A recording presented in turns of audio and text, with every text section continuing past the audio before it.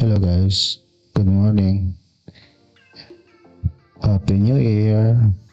Ito ay umpisa ng 2024, January 1. Kaya umpisa natin guys ang unang araw ng taon. At pasalamat tayo sa Diyos. Peaceful yung New Year natin. Ngayon guys, ituloy natin yung ipon natin dito sa 2024. So, ito yung resolution. Isa sa mga resolution natin guys na mag-iipon tayo sa buong taon ng 2024. So, naumpisa na natin to guys. Balikan nyo na lang yung video ko kung paano gamitin itong application. Tapos, yung mga paliwanag kung bakit nagkaroon tayo ng mga value dito sa mga account natin, tulad ng account daily income, daily petty cash, at daily savings. Ayun guys, January 1, Monday. So, start natin mag-ipon na. Naumpisahan ko na ito guys kahapon. Kaya nagkaroon to ng amount dito. Kaya nga guys, pag i-check yung application yung dito sa daily income, may nakaabang na upcoming plan payments. Itong dalawa, no? Para sa ngayong araw. Yan, today.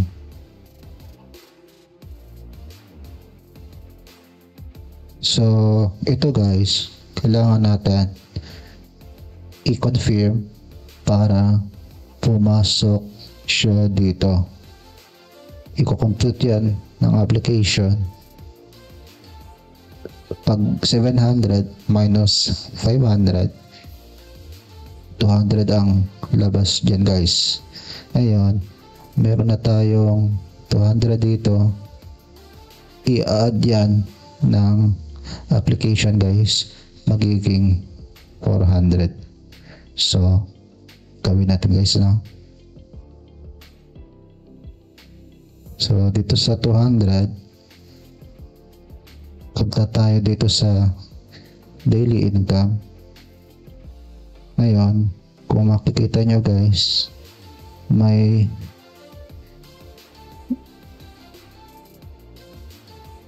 ito guys, no? Kung makikita nyo yung cursor ko or pointers dito sa today, i-confirm natin. Confirm natin yan guys. May 700. Ayun, confirm natin. Ayan guys, today paid na tayo. Tapos yan, 700. So, okay tayo dito guys. Balik tayo. Kung makikita nyo guys, naging 900, no? Kanina 200 lang to, pero nag-add tayo ng 700, naging 900. Pero meron pa tayong negative 500 para sa araw na ito. Kaya i-confirm natin ito guys para sa daily income na account. So i-confirm natin. Confirm. Ayan guys, naipasok na today yung 500. So yan guys, kung makikita niya, naging 400 na yung daily account, di ba? So ngayon, tapos na tayo sa daily income na account. Yan na yung excess ng daily income natin, guys. Ngayon, ang upcoming plan payments dito, guys, ay para bukas na. Yan, tomorrow. Ito, guys, na para mapaliwanag natin na maayos. Kung makita nyo dito, guys, yung daily income na ipasok na yung 400. Ngayon, para bukas naman, ito yung dalawa naman. Bukas yan. So, abangan natin yan, guys. Malalaman natin yan para dito ipasok natin. So, yan, guys. Okay na tayo sa daily income account. Punta tayo sa daily savings account.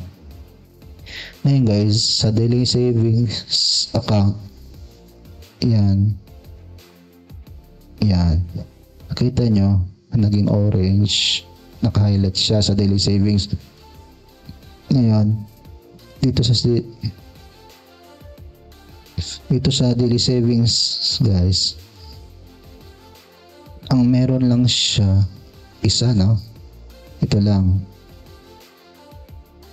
So, yan lang yung itong 300 lang, guys, ipapasok natin yan, no?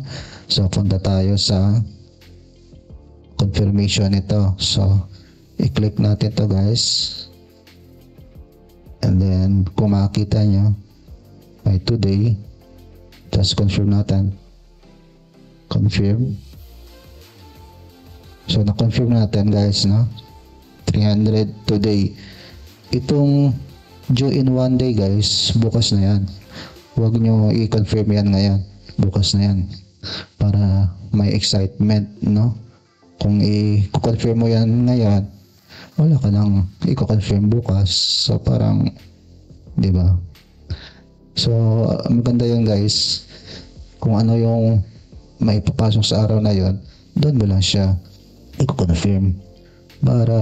Parang updated, guys, na parang di ka naman makakain sa Jollibee kung uutang ka or bayaran mo ng in advance. Kailangan bayaran mo siya pagpunta mo siya doon or mag-order ka Panda ba o Grab. Ay, ibig ko sabihin, guys, on the spot yung bigayan, guys, no? Kaliwaan. So, ganun din dito, guys. Yun yung ipapractice natin. So, balik tayo. Tapos na tayo sa daily savings. Kung makikita nyo, guys, ang savings natin 600 na. Di ba? So, malinaw talaga. Hiwalay sa savings, hiwalay sa daily income. Ngayon, guys, punta tayo sa daily petty cash. Ang daily petty cash natin, guys, parehas din. Kung makikita nyo, guys, may daily petty cash tayo. Isa lang, no? 200. So, yan lang yung ipapasok natin dito sa 200. So, ngayon, guys, i-input natin itong daily petty cash. So, click natin. And, guys, itong due today lang ang i-confirm natin.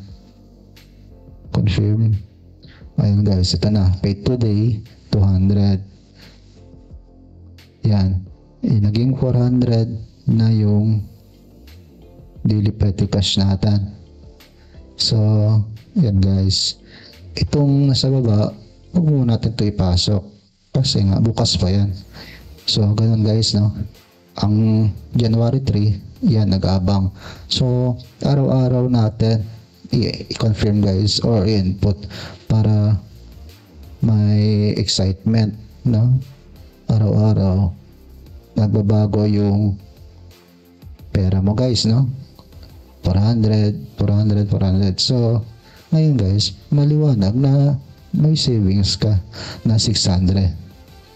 ilang araw pala yan guys, kahapon at ngayon. So may 600 ka na ngayon. Ito guys, no, dito sa petty cash, kasi ang tanong mo, hindi ba ako gagagastos, di ba? So ngayon guys, ang panggastos mo ay itong 400. Yun yung panggastos mo, petty cash.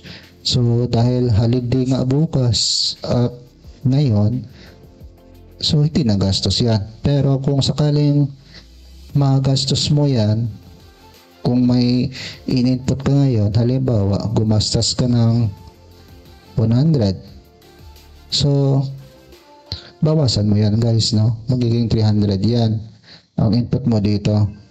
Ngayon guys, ang tanong, paano i-input yung expenses nito, diba guys? So ngayon guys, ang tinuturo ko lang ngayon ay pag-update ng ating account, no? So pag may ginastos tayo guys, yun, magdagdag tayo ng expenses. So ngayon guys, ito lang yung update natin, wala tayong expenses ngayon, no? Yung upcoming plan payments lang yung in-input natin dito, no? So yan guys, January 2 or next days may mga expenses tayo guys, yun yung pag-usapan natin. So ngayon guys, hanggang dito na lang tayo. Be safe, be informed, be updated, be part. Please subscribe guys, like and share. Thank you.